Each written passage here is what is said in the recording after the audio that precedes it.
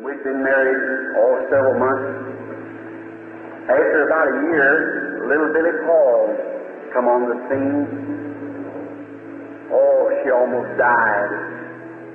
And how I walked up and down the floor when the little fellow was being born, and just as soon as he was born, I heard him cry, and I screamed, I said, "Thank you, Lord, it's a boy, and his name shall be called Billy Paul."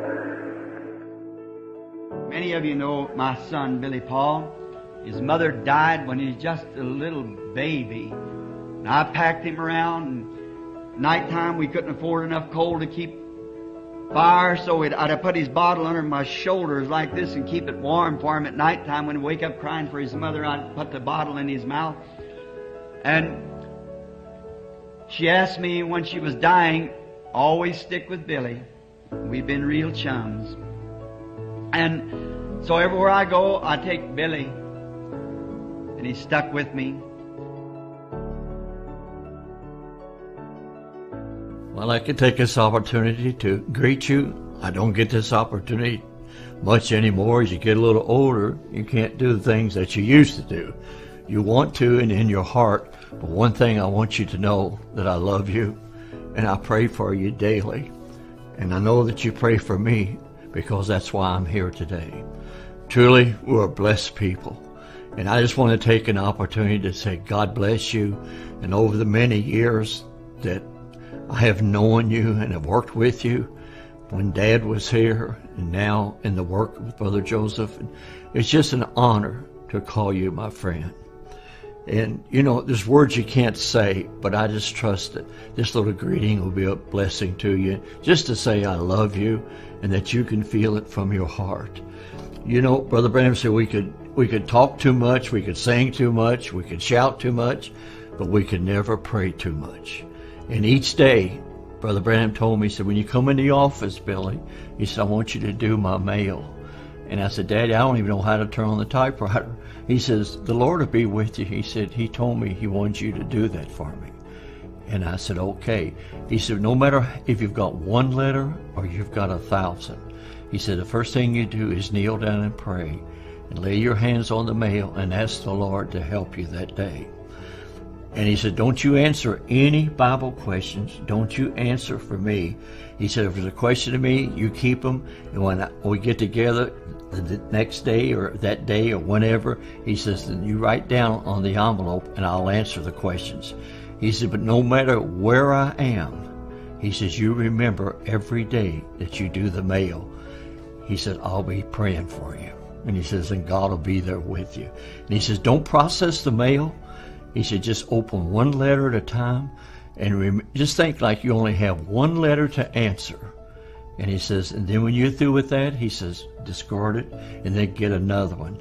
And that's what I've been doing for the last 60 years. And it's been a great honor. And I know I'm getting older now. I'm not an old man, but I know I'm getting up there.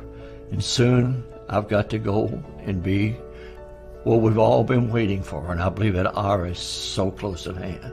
But I just wanted an opportunity to say I love you, and I thank you for your love to me, your stand for this word. And you know, Brother Billy, I'm just talking to you from my heart. I believe this is a one-man message. It's a perfect message. There's no mistakes.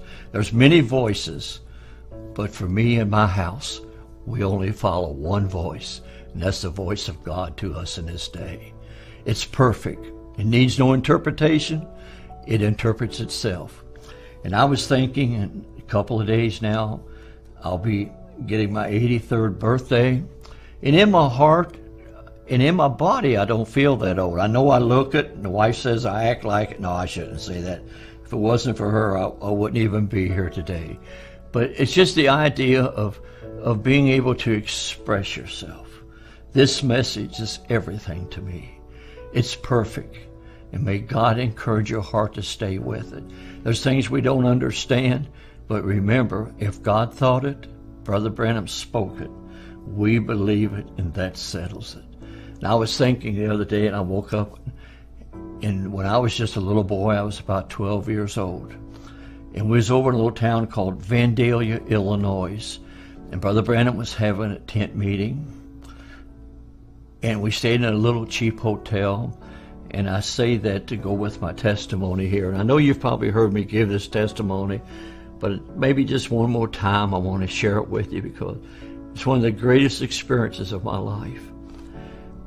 And in this room, it didn't even have a bathroom. The bathroom was down the hall, and we just had a wash basin right where the camera is here.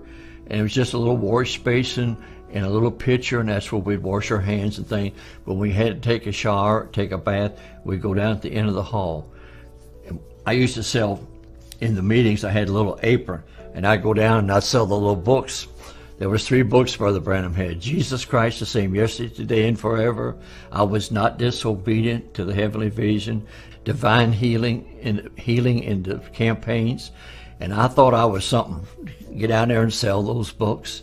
And Daddy would always, and I'd see the Lord move in the meetings, and as a kid he'd tell us about these things and how the angel would meet him. And I remember one night in this hotel room, we were sitting there, and my dad's brother was working with us at that time. He was driving a truck, and his name was Donnie, and he was the youngest of the brothers. And he and I and Dad were sleeping in the same room. And I don't remember, I know Dad says on tape that he took a pillow and threw it over and woke me up. All I remember, I woke up, was a pillow across my face. And he had this pillow across my face, and he says, "Paul?" I said, "Yes, sir." And it was about 2 o'clock in the morning. And he says, "You know the angel that Daddy talks about?" I said, "Yes, sir." And he said he visited me tonight and was telling me some things and about the meetings and how to conduct the meetings and what was going to happen. And I said, "Yes, sir." And he still had the pillow across my face. And he says, and I asked him, "Could I wake you up? And could I wake up my brother Donnie?" And he said, the angel said, "You can wake up Billy." And he says, "Can he see you?" And the angel said, "Yes." He said, excuse me. He says, when Dad takes this pillow from your face, he says, "You know where the wash basin is over there?" And I said, "Yes, sir." He said, "He'll be standing there, and you can see him." And I said, "Okay." Remember, I was just 12 years old. And he took the pillow from my face, and I thought it'd be an angel with wings flying around, but it wasn't like that. There stood a man in that room dressed in pure white, and he had his arms folded like this, hair down to his shoulders. He just stood there. One thing it was so outstanding to me, he never spoke a word, but he'd look around the room, but his eyes was totally focused on my dad. Every move was watching my dad. And I can see him yet now, them eyes just going around the room. He'd look at me, and he'd look over at my uncle, and he'd look back around like that. He'd move his head a little bit, but his eyes never left Daddy's eyes. And I grabbed Daddy, because I didn't know. It was a man standing in the room over by the window. And I'll never forget, Daddy told me, he says, "Don't be scared, son." He said, "He's sent from the presence of Almighty God. And he says, he won't harm you. He says, he'll be a blessing." Now watching, he just held real close, and Daddy held me. And he went from that being of a man, just as Brother Branham describes him, into, I'm not going to say a pillar of fire. It was like a mist, a light, a vapor. He just kind of vanished. And he went out the window, right out the room like that. And when he left, a rainbow come right in the same window and hung in that room for hours. At midnight, 2 o'clock in the morning, dark room, but he stood there, and that rainbow stayed in the room. I felt a presence, and I asked my dad later, I said, "Why did that happen?" And he said, "Because I wanted you to see him." He said, "God called you to work with me, Billy, and I wanted you to see him and to know what Daddy was telling you was the truth." Not that I doubt it, but it was just such an experience, such a wonderful experience. And all through my life, I traveled, and my job was to get Daddy in and out of the meetings. And, sometimes I let him stay too long, and sometimes I'd take him too quick. And, young boy, but I kept doing what he said. And I'd give out the prayer cards, and I'd bring the people up to him. And sometimes I let him stay too long, and he'd say, Billy, you let me stay too long tonight. He says, tomorrow night you don't give out prayer cards because Dad's too tired. Well, I'd go home and I'd cry. I'd be so upset because I messed up the next night's meeting. Then sometimes I'd take him too quick. He'd say, you could let me stay a little longer. No, it was just a hard time. But what a wonderful time. I've seen the people, just any disease. I was thinking the other night, you know, you watch the news, they call this disease that, and they change the name, but it's all the devil. It's all the devil. But when the angel met him, he said, if you get the people to believe you, nothing will stand before your prayer, not even cancer. And I'm a witness to you today that he's the same yesterday, today, and forever. And not one time from that time in that room when I saw that angel that I could always tell you, not Brother Billy, but that presence, I could tell when he was near. Even before Daddy would say, you know what, I'm waiting for something. I might be down in the audience working the prayer line, ushering, whatever I might be doing, but I could tell exactly when that angel comes to the platform. Before Dad sometimes even said, he said, he's here. Well, I knew he was.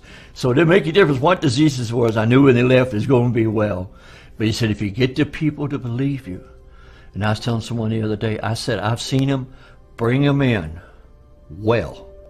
And they sit there and make fun. And they pack them out dead. I've seen them pack them out paralyzed. And I've seen them bring them in on a stretcher. And they would be dead. And I've seen them walk out alive and well. Only believe. So I just wanted to say, God bless you. And I like to just leave my little greetings to you in this. If I don't see you in person, I'll meet you on that day. And I had the privilege when he was here to have the interviews for him, to set him up. I don't know how it's going to be over there. I just know I'm going to be there by his grace. And I said, God bless me above any man. First of all, he let me be his son. He chose me. And then he let me be a son of a prophet, and to be a brother of a prophet, and to have worked with both of the prophets in my lifetime. Truly, I've been a blessed man. All we have to do is push play and obey. God bless you. And remember, if God thought it, Brother Branham spoke it, I believe it, and that settles it. God bless you.